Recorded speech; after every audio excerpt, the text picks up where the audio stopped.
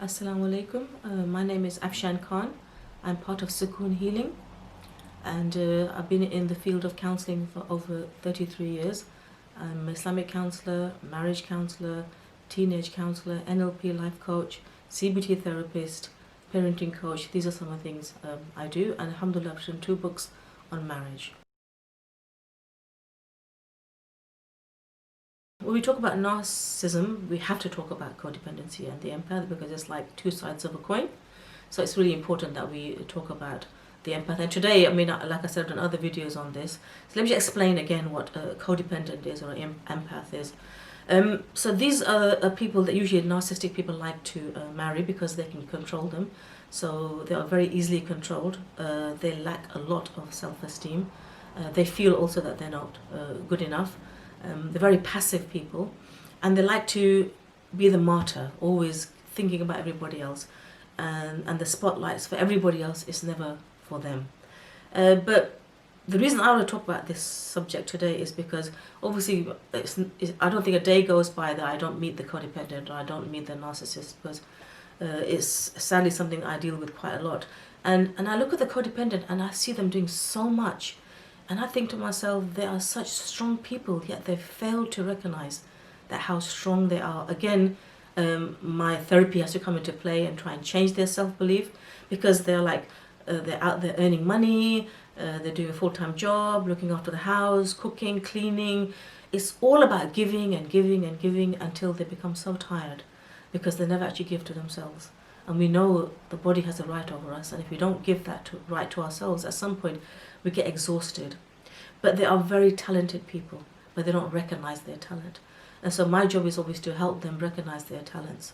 And because they're in a toxic relationship, they never actually surface. They're there, they're doing everything, but they don't look at themselves because they're constantly being criticized by their spouse. That you're not good enough, you're not doing this properly, you're not doing, but yet they're doing everything. But they don't realize they're being actually manipulated by their spouse.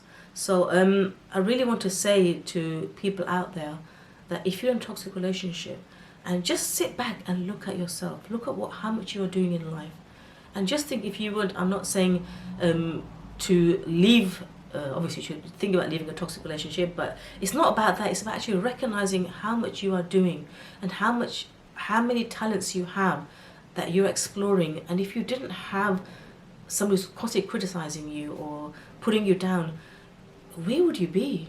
Really, you would be one of the most successful people, because even through all this oppression that you're facing, you're doing so much, and you do it in a really, really brilliant way, but you're very unhappy. So sometimes we just need to validate ourselves. That's so, so important.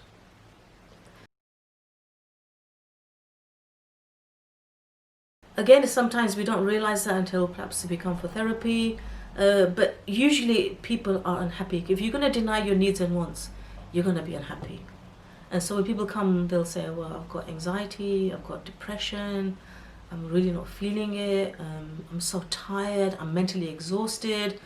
And then when you look at other parts of their life, you know why. Cause and symptoms, another topic in my book. Yeah, you have to understand this cause, whatever causes there are. For example, if people have an anger problem, then there are a few causes. One may be that, like I've spoke about this before, they may have been parented in a very angry way. Their father was angry or their mother was angry. They take that anger into adulthood, and when they get married, they do the same thing. I mean, as a marriage counsellor, I see the repetitive state of what we learn as children, than how we actually then progress in our own marriages. Sometimes, obviously, with a negative stance. So, yes, it's just understanding the fact, if you're unhappy, you have this, something's not happy, you have to look and say, what's going on, what am I doing? And we don't really reflect enough in our lives, and I think this is so important, and this is what the Quran says again and again. Do they not reflect? If we just sat down and reflect and thought about our lives, we'll be able to change our lives for the better. So this is something that obviously I wanted to speak about in regards to the empath and the codependent. Course, how can I not have one on the codependent and the empath? I've got a whole chapter on narcissism, so then following through the codependency and the empath, and then follow through how to gain high self-esteem, and how to then become the person that you want to be, that will fulfilling all your dunya needs and all your deen needs. That's what Islamic counselling is about.